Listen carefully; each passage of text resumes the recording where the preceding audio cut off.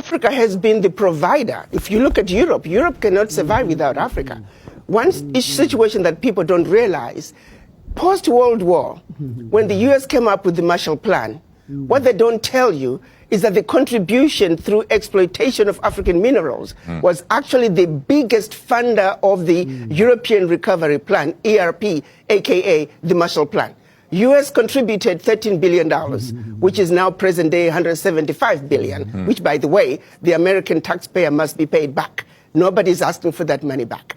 But what they don't tell you is that Africa, through exploitation of its resources by the Europeans, was actually a much, much bigger contribution to the European recovery post-World War II. Nobody talks about that. Why does such a continent that did so much to help Europe recover continue to be so poor?